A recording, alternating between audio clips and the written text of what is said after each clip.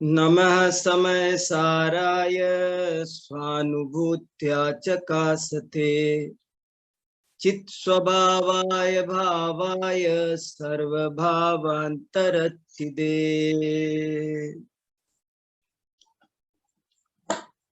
ये समय सार नामक ग्रंथराज है जो आज से 2000 वर्ष पहले आचार्य कुंद कुंद देव ने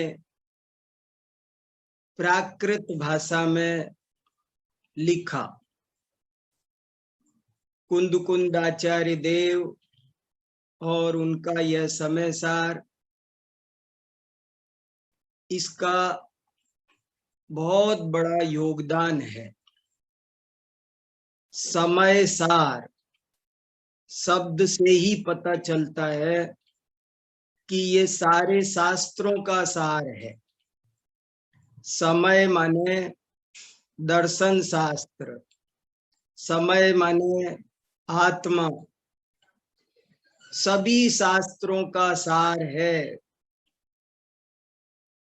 इसलिए ये नाम भी बहुत सार गर्भित है। समय शब्द के डिक्शनरी में 27 अर्थ दिए हुए हैं और यहाँ पर उनमें से कई अर्थ घटित होते हैं। समय शब्द का अर्थ ये लोक भी है। इस लोक में सारभूत तत्व क्या है? इस समय सार शब्द में प्रश्न भी है और उत्तर भी है। प्रश्न है कि समय अर्थात विश्व, विश्व में सार क्या है, ये प्रश्न है। और समय माने आत्मा, आत्मा ही इस विश्व में सारभूत है, ये इसका उत्तर है। समय माने शास्त्र, सभी शास्त्रों का सार क्या है, ये प्रश्न है। और आत्मा ही सब शास्त्रों का सार है, ये इसका उत्तर है। समय माने 6 द्रव्य, 6 द्रव्यों का सार क्या है? तो समय माने आत्मा, आत्मा ही 6 द्रव्यों का सार है। मैं ये कहना चाहता हूं कि जैसे पंडित दौलत राम जी ने 6 ढाला में कहा कि 3 भुवन में सार वीतराग विज्ञानता, जैसे उन्होंने 3 लोक में सार कहा, ऐसे ही ये समय सार हमसे ये कहना चाहता है, इसका नाम ही हमको ये बताना चाहता है कि 100 बातों की एक बात है, सबका सार एक है और वो है अपनी आत्मा।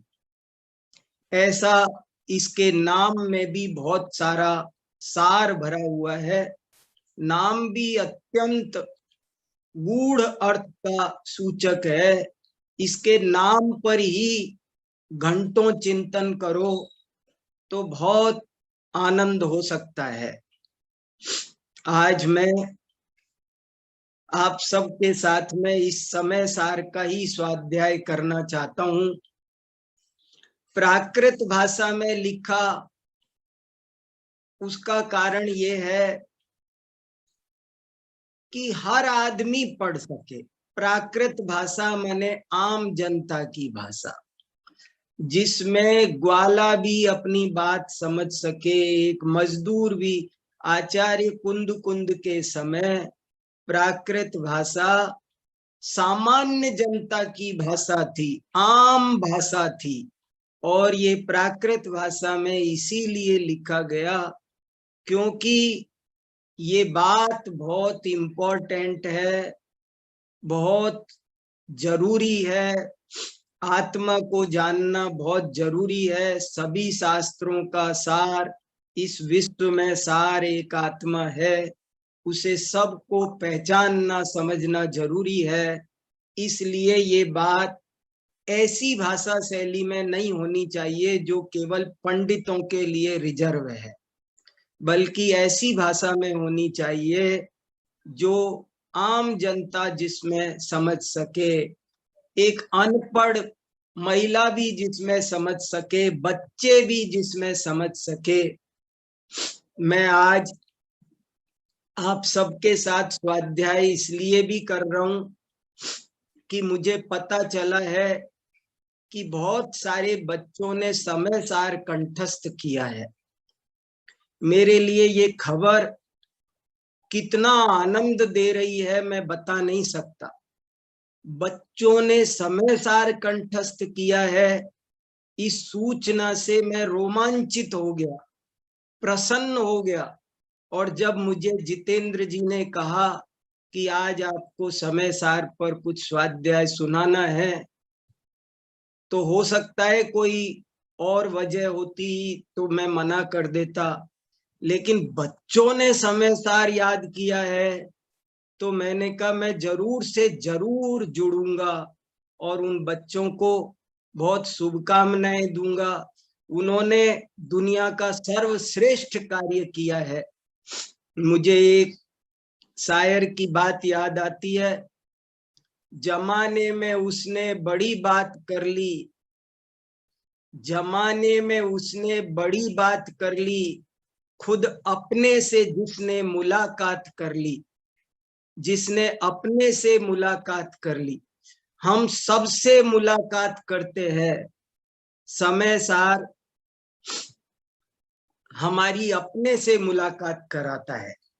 यही समय सार की विशेषता है। समय सार की कोई महिमा कह नहीं सकता। ये अद्भुत ग्रंथ है, सारे शास्त्रों का सार है, यही साध्य है, यही आराध्य है, यही उपास्य है। इसे हमको बहुत गंभीरता से समझना है। बच्चों ने याद किया, उनकी ये विद्या आगे चलकर बहुत पुष्पित हो, फलित हो, ऐसा मेरा भाव है। और इसीलिए मैं आज समय सार की गाथा नंबर 3 के आधार से आपके साथ कुछ बहुत इंपॉर्टेंट बातें करना चाहता हूं। समय सार गाथा नंबर 3, पूरा समय सार हमसे क्या कहना चाहता है वो बात इस गाथा 3 में आई है। मुझे ऐसा लगता है मानो गाथा 3 का ही विस्तार 415 गाथाओं में हो गया है। ये तीसरी नंबर की गाथा समझ ली जाए तो मानो सारी गाथाएं समझ ली गई। इसलिए मैं आपके सामने ये तीसरी गाथा रखता हूं।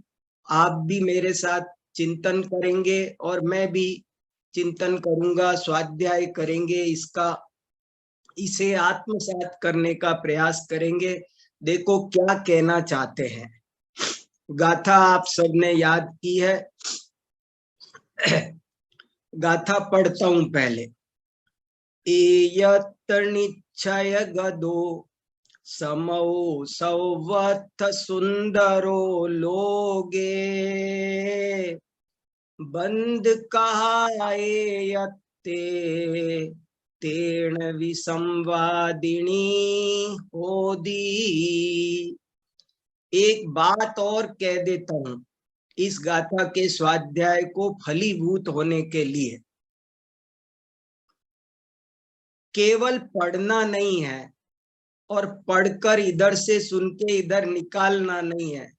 शास्त्र में लिखा है कि जिनवाणी का एक वाक्य भी यदि ठीक से पचाया जाए, डूब कर उसका चिंतन किया जाए, तो वो एक वाक्य ही केवल ज्ञान उत्पन्न करने में समर्थ है। एक वाक्य केवल ज्ञान उत्पन्न करने में समर्थ है। इसलिए आप सभी से निवेदन है कि इसको ऐसा समझकर सुन लो कि अब सब सुन लिया, अब कुछ और सुनने की जरूरत नहीं है। इसी को गुनने की, समझने की जरूरत है, यही पर्याप्त है। आचार्य कुंद कुंद देव ने आगे चलकर एक जगह ऐसा लिखा कि मैंने जो ये बात कही है तीसरी गाथा में, तुम इसी में रत रहो, इसी में संतुष्ट रहो, इसी में तृप्त रहो, बस इतना ही काफी है। यही लो सार, बाकी सब मदार और ढूक डाक। इतनो ही सार यही आत्म को हितकार। भूदरदास जी ने अनुवाद किया, इतनो ही सार यही आत्म को हितकार, यही लो मदार और आगे ढूक ढाक है। बस ये तीसरी गाथा मुझे बहुत प्रभावित करती है, मेरे चित्त में सदा ही घूमती रहती है। इसलिए आज आपके सामने ये तीसरी गाथा लेकर बैठा हूं। बच्चे भी समझ सकते हैं, सब समझ सकते हैं। हमसे अनादि काल से आज तक क्या भूल हुई है। जिसने इस बात को सुना उसका जीवन पल भर में बदल गया। हमको भी ये बात समझनी है, हमारा जीवन पल भर में बदल जाएगा। आपने सबकी कहानियां सुनी होंगी, मैं कितनी कहानियां सुनाऊं। समय सार ने हजारों लोगों का जीवन बदला। और क्यों बदला? केवल इस एक गाथा, एक वजह से। इसमें जो बात लिखी है, इस बात ने बनारसी दास को बदल दिया। बनारसी दास इतने बड़े लोक विख्यात, लोक प्रतिष्ठित कवि थे, बहुत आदरणीय, सम्माननीय, विश्व विख्यात कवि थे। और हिंदी साहित्य में उनकी बहुत प्रतिष्ठा थी, साहित्य जगत में। लेकिन जब उनको समय सार मिला तो ऐसी कौन सी बात थी जिसने उनको आमूल चूल बदल दिया? मैंने सोचा तो मुझे पता चला कि वो बात यही थी। श्रीमद रायचंद्र को किस बात ने प्रभावित किया कि उन्होंने मुट्ठी भर के हीरे सौंप दिए समय सार लाने वाले को।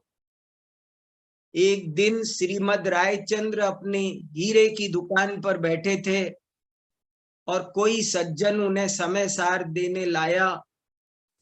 उन्होंने उस समय सार को उसी के सामने खोलकर पलटना शुरू किया। 10-20 पन्ने पढ़ते चले गए, उसमें डूब गए। और डूबने के बाद उन्हें लगा कि ये तो महान शास्त्र है। वे इसकी महिमा से इतने प्रभावित हुए कि तुरंत उन्होंने अपनी दुकान में से झोली भरकर, ऐसे अंजुली भरकर हीरे उस आदमी को दिए और कहा, लो ये ले जाओ। वो आदमी बोला, आप ये क्या कर रहे हो? मैंने आपको एक पुस्तक दी, आप मुझे ये क्या दे रहे हो? तो श्रीमद रायचंद्र ने उत्तर दिया कि भाई, हीरे तो तुमने दिए मुझे, मैं तो तुम्हें पत्थर दे रहा हूं। ये हीरे नहीं है, ये पत्थर हैं। हीरे हीरे तो तुमने मुझको दिए हैं आज। तो ये समय सार एक अद्भुत हीरा है। और ये क्या कहता है, पहले मैं आपको बात सुनाता हूं। वो क्या बात है जिससे बनारसी दास प्रभावित हुए, जिससे ब्रह्मचारी शीतल प्रसाद जी प्रभावित हुए, जिससे पूज्य गुरुदेव श्री कांजी स्वामी प्रभावित हुए, जिससे और हजारों लोग प्रभावित हुए, जिसने दुनिया बदल दी। ऐसा ये समय सार क्या बात कहता है, वो मैं एक दफे आपको गाथा पढ़ के उसका अर्थ बताता हूं। क्या कहते हैं देखो, निश्चय गदो समौ सौवथ सुंदरो लोगे, बंद कहाये यत्ते तेण विसंवादिनी होदी। एकत्व निश्चय को प्राप्त समय ही लोक में सबसे सुंदर है, और इसको छोड़ देना, इसको अन्य से जोड़ देना, यही सारे विसंवाद का मूल कारण है। क्या कहा?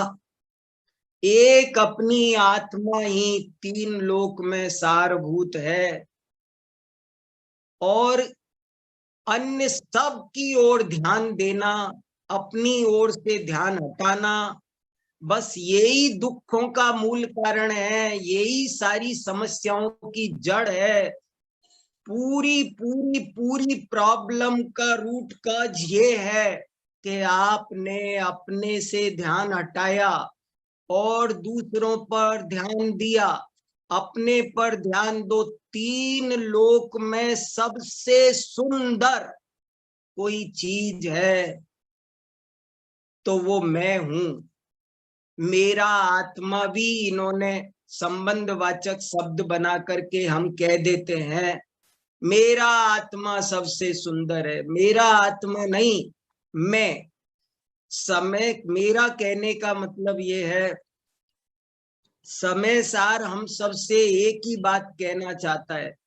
देखो भाई, समय सार कठिन नहीं है, समय सार बहुत सरल है। जैसे हर बच्चे को माँ का दूध पीना चाहिए, ऐसे हर बच्चे को, हर नागरिक को, हर जीव को, प्राणी मात्र को समय सार पढ़ना चाहिए। ये सुपाच्य है, ये पौष्टिक है, ये, इसमें सारे एंटीबायोटिक्स है, इसमें सब प्रोटीन है, सारा विटामिन है, इसमें ये कृत्य कर देने वाला शास्त्र है। और वो इसलिए है क्योंकि ये समझा रहा है आज हमको कि तुम अपनी कीमत पहचानो, तुम अपनी कीमत पहचानो। तुमने अनादि काल से आज तक हम पर अनंत उपकार किया इस समय सार ने। क्यों? ये बताकर कि तुमने अनादि काल से आज तक सबकी कीमत की, सबकी कीमत की तुमने। हर पर पदार्थ की तुम कीमत करते हो, हर पर पदार्थ का तुम आदर करते हो, हर पर पदार्थ की तुम चिंता करते हो। एक रद्दी अखबार की चिंता करते हो, उसकी कीमत जानते हो। टूटी चप्पल, फूटी बॉटल, सबकी, सबका मूल्यांकन करते हो, सबकी कीमत करना जानते हो, दुनिया में बड़े होशियार हो। पर तुम अपनी कीमत नहीं करते हो। 10 रुपए की एक गिलास टूट जाए, बॉटल टूट जाए, तो तुम उस 10 रुपए की बॉटल के खातिर, गिलास के खातिर तुम अपने अनमोल परिणाम खराब कर लेते हो। अगर तुम अपनी कीमत जानते होते तो ऐसा कभी नहीं करते। तुम सबकी कीमत करते हो, जरा जरा सी बात पर तुम संकलेश करते हो, कई कई दिन खराब करते हो, सबको तुम समय देते हो, तुम अपने को समय नहीं देते। समय सार का एक अर्थ ये भी है कि जो समय अपनी आत्मा को दिया वही सार है, बाकी सब असार है। अपनी कीमत पहचानो, अपनी कीमत पहचानो। अनादि से आज यही जैन धर्म की विशेषता है। अनादि से आज तक हमारी दशा ऐसी रही, निज शांत स्वभाव नहीं भाया, पर के ही गीत सुहाए हैं, पर के ही गीत सुहाए हैं। हमको पर के गीत अच्छे लग रहे हैं, अपने गीत कब अच्छे लगेंगे, कब सुहाएंगे अपने गीत,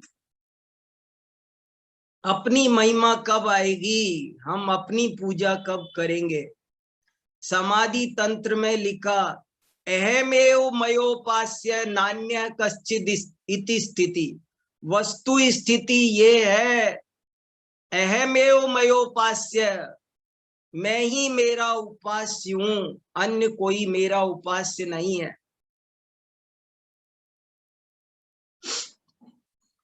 क्या बताया जाए। एक आदमी लंदन घूमने गया और वहां उसने किसी से पूछा कि यहाँ देखने की सबसे बढ़िया चीज क्या है, बताओ, मैं उसे देखकर भारत जाऊंगा। तो किसी ने बताया कि यहाँ विक्टोरिया के म्यूजियम में, महारानी विक्टोरिया के म्यूजियम में एक कोहिनूर हीरा रखा हुआ है 105 ग्राम का। वो लंदन की सबसे दर्शनीय वस्तु है, उसे जरूर देख कर जाना।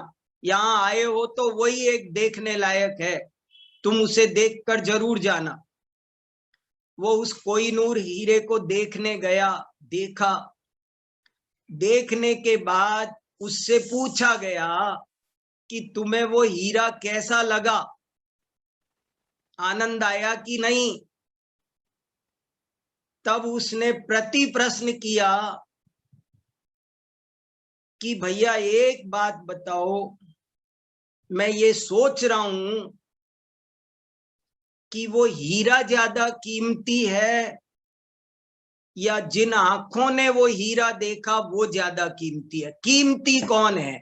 वो हीरा ज्यादा कीमती है, वो ज्यादा मूल्यवान है, वो ज्यादा आदरणीय है, या जिन आंखों ने वो हीरा देखा, जिन आंखों से मैंने वो हीरा देखा, वे आंखें ज्यादा मूल्यवान है। क्या है ज्यादा मूल्यवान? तो उत्तर मिला कि निसंदेह आंखें ज्यादा मूल्यवान है। फिर उसने कहा कि ये आंखें अधिक मूल्यवान है या इन आंखों के माध्यम से जिस ज्ञान ने देखा वो ज्यादा मूल्यवान है। उत्तर मिला निसंदेह आंखों से भी ज्यादा मूल्यवान वो ज्ञान है जिसने इन आंखों के माध्यम से उस हीरे को देखा। फिर प्रति प्रश्न किया कि वो ज्ञान अधिक मूल्यवान है या उस ज्ञानादि गुणों का, ज्ञानादि अनंत गुणों का धारक मैं भगवान आत्मा, ये आत्मा भगवान है, मैं भगवान हूं। ये बात हमारी समझ में किस दिन आएगी? हम कब तक दूसरे की देरी पर अपना माथा फोड़ते रहेंगे? समय सार हमें अपनी कद्र बताने के लिए है। जिन शासन हमें हमारी पूजा करने के लिए मिला है, जिन शासन का साफ साफ शंखनाद है, जिन शासन ये दुंदुबी नाद कर रहा है, ये घोष कर रहा है, पर दब्बा दो दुख गई, सब दब्बा दो सुख गई। पर द्रव्य की तरफ लक्ष्य करोगे तो दुर्गति होगी, पर द्रव्य की तरफ लक्ष्य करोगे तो दुर्गति होगी। यदि सदगति चाहिए तो एक ही उपाय है, अपना ध्यान अपने में रखो, अपने काम से काम रखो। दूसरे की तरफ देखते ही विसंवाद होता है। इस लोक में सबसे सुंदर मैं हूं, मेरा घर है, मेरा शुद्धात्मा है, और ये संबंध वाचक भी भाषा व्यवहार की है, मैं ही हूं।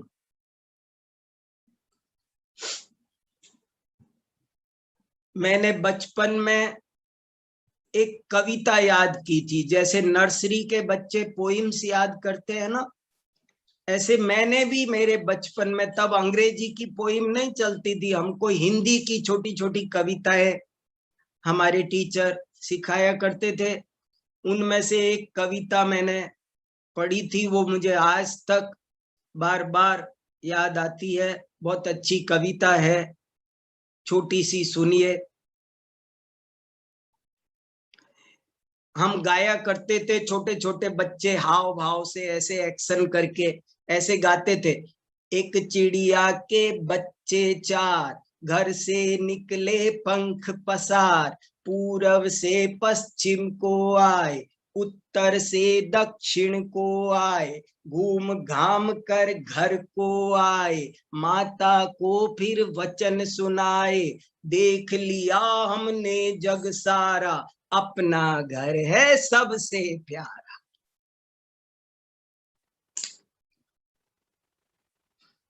चिड़िया के चार बच्चे चारों दिशाओं में, 10 दिशाओं में पूरी दुनिया घूम कर आ गए। हम सारी दुनिया घूम कर आते हैं, सोचो अंत में क्या समझ में आता है, निष्कर्ष क्या मिलता है घूमकर? क्या बताया उन बच्चों ने अपनी माँ को? घूम घाम कर घर को आए, माता को फिर वचन सुनाए। क्या सुनाए? क्या बोले मम्मी से?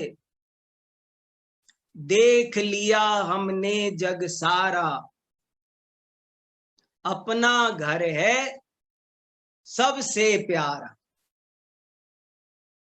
बहुत बड़ी भूल हुई है हमसे अनादिकाल से आज तक, पर के ही गीत सुहाए हैं। ये हमें हमारे गीत अच्छे नहीं लगे, जाने क्या दिमाग में गुलामी के बीज भरे हुए हैं। दूसरे की गुलामी करते हुए अनंत काल बीत गया।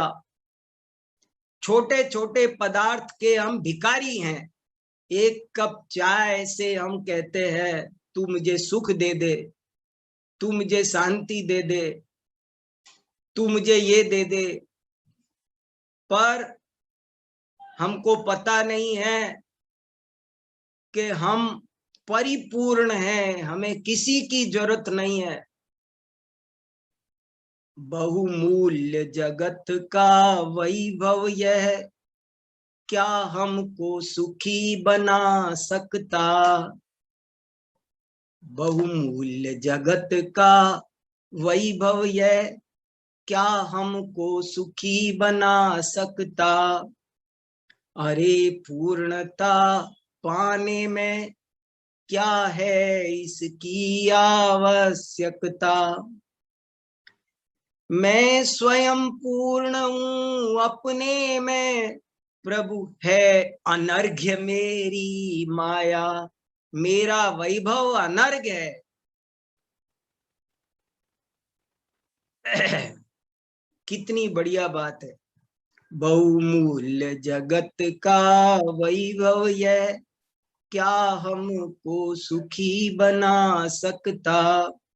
अरे पूर्णता पाने में क्या है इसकी आवश्यकता? मैं स्वयं पूर्ण हूँ अपने में, प्रभु है अनर्घ्य मेरी माया। बहुमूल्य द्रव्यमय अर्घ्य लिए अर्पण के हेतु चलाया। जब अपनी आत्मा की महिमा आती है तो 3 लोक का वैभव असार भाषित होता है। अर्पित, समर्पित, न्योछावर करने का मन करता है, ये त्याग करने का मन करता है। ये चीज एक बार समझ में आ जाए, पूरे जिनवाणी का सार है, पूरे समय सार का सार है। कितनी जोर देकर कहा है, कब हम समझेंगे? कब अपनी चिंता करेंगे? पर की चिंता, सबकी चिंता करते हैं, जाने किस किस की, जाने किस किस की, जाने किस किस की। बच्चों की, पत्नी की, रुपए पैसे, दुकान, क्या क्या क्या क्या। अरे इनकी छोड़ो, हमको ये बाल ना बिखर जाए इनकी चिंता रहती है।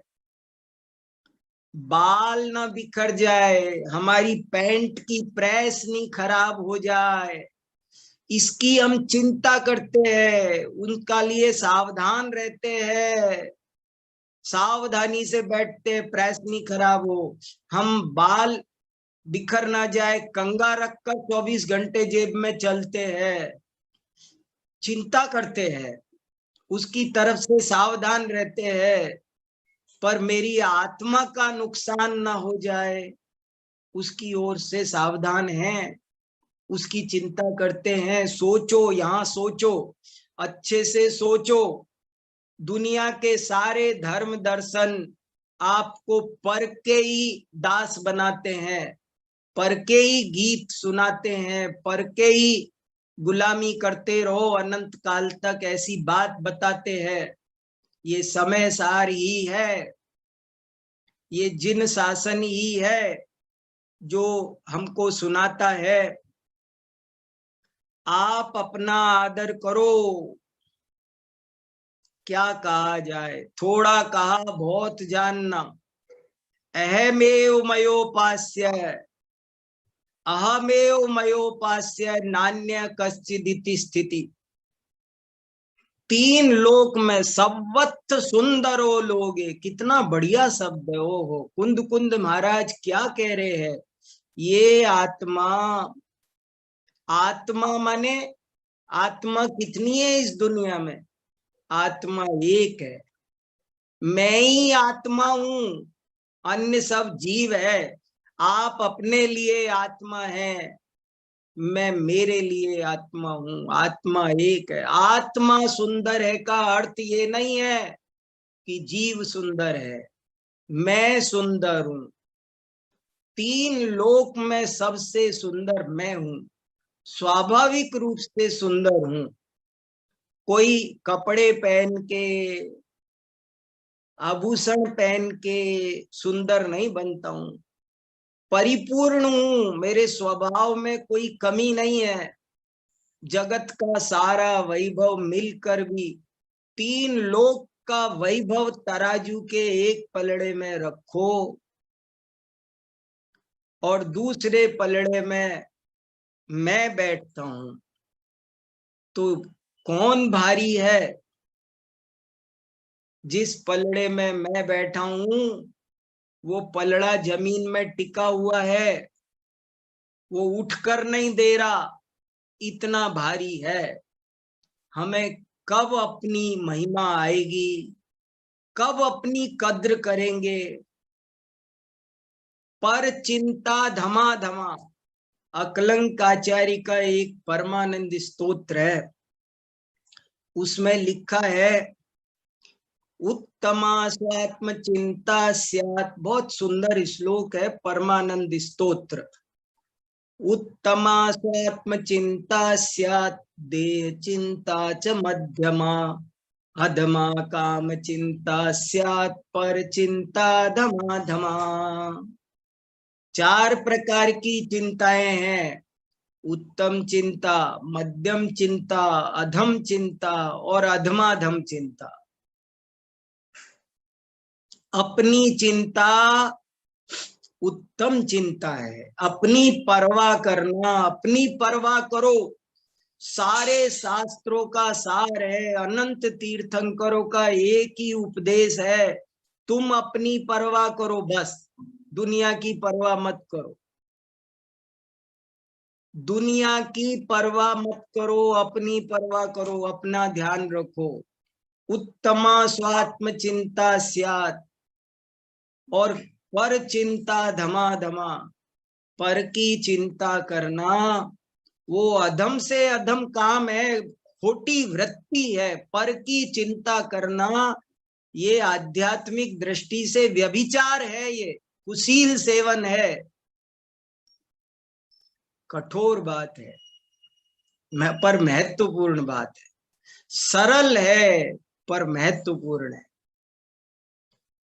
सारा उपदेश अपने भले के लिए है। एक और बात इंपॉर्टेंट है, सारा चरणान योग भी, सारा उपदेश भी अपने भले के लिए है। दृष्टि बदलो। शास्त्रों में कहा चोरी मत करो, चोरी नहीं करना चाहिए। क्यों नहीं करना चाहिए बताओ, चोरी क्यों नहीं करना चाहिए। दूसरे का बुरा होता है इसलिए, दूसरे का नुकसान होता है इसलिए चोरी नहीं करनी चाहिए। अगर ऐसा समझते हो तो जैन दर्शन समझा ही नहीं। जैन दर्शन कहता है कि चोरी इसलिए नहीं करनी चाहिए क्योंकि इससे मेरी आत्मा का बुरा होता है, मुझे मेरा ख्याल रखना है, मैं चोरी नहीं करूंगा क्योंकि मुझे मेरी चिंता है, क्योंकि मुझे मेरी चिंता। झूठ बोलने से किसका नुकसान है? हिंसा करने से किसका नुकसान है? दूसरे का। हिंसा करने से दूसरे का नुकसान है, इसलिए हिंसा नहीं करनी चाहिए। ऐसा जो समझते हैं उन्होंने अभी जैन धर्म को नहीं समझा। हिंसा इसलिए नहीं करनी चाहिए क्योंकि इससे मेरा नुकसान है। सारा उपदेश मेरे लिए है, मैं ही तीन लोक में सार हूं।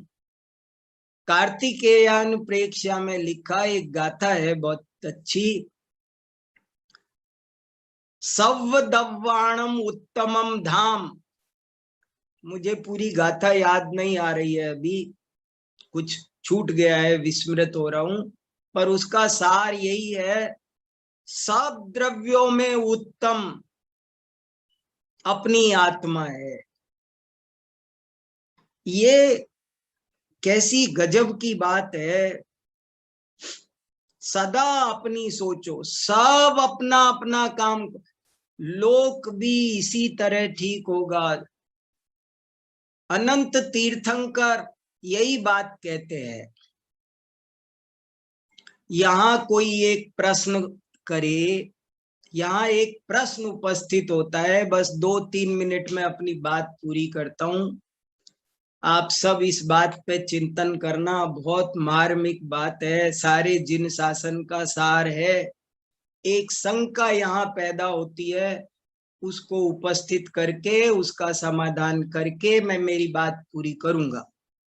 यहाँ कोई ऐसा पूछे कि फिर जैन धर्म में भी भगवान की पूजा, अर्यंतों की पूजा, पंच परमेष्ठी की पूजा, तीर्थंकरों की पूजा, मंदिर जाओ, ऐसा क्यों कहा?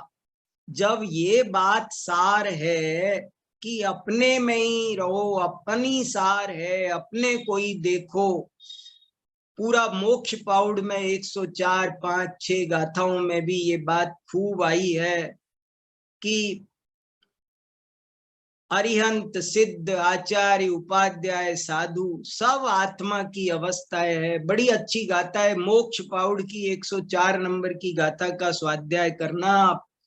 अरुआ सिद्धाइरिया वज्जाया साउ पंच परमेठी सव्वे चिट्ठदी आदा तम्मादाहु में शरणम।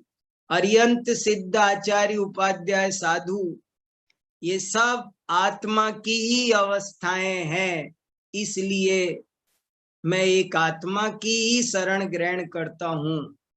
नमो ताई जाते भय अरिहंत आदि महान। उसे नमस्कार है जिससे अरिहंत आदि महान हुए। तो ये शंका है कि जब जैन धर्म इतना आत्मवादी दर्शन है, तो फिर जैन धर्म में मंदिर पूजा, तीर्थंकर, देव शास्त्र, गुरु की पूजा, इसका विधान क्यों बनाया गया? तो उसका समाधान ये है कि देव शास्त्र अन्य जगह से हटाने के लिए देव शास्त्र गुरु के पास भेजा गया। हम 3 लोक में एक एक पदार्थ के भिखारी हो रहे हैं, अनंत पदार्थों के। उन अनंत पदार्थों का भिखारीपना छुड़ाने के लिए हमें इन देव शास्त्र गुरु के पास भेजा गया। और इसलिए भेजा गया कि जब हम इनके पास जाते हैं तो ये भी हमको ये कहते हैं कि मेरे पास क्यों आए हो, यहाँ क्या रखा है, यहाँ लड्डू नहीं रखे, तुम अपने पास जाओ, तुम्हारा आत्मा अपना गुरु आप है। आत्मैव गुरुरात्मना। वे तुम मेरे पास आए, ये बहुत अच्छा काम किया, ऐसा नहीं बोलते हैं, बल्कि हमको समझाकर अपने ही पास भेज देते हैं।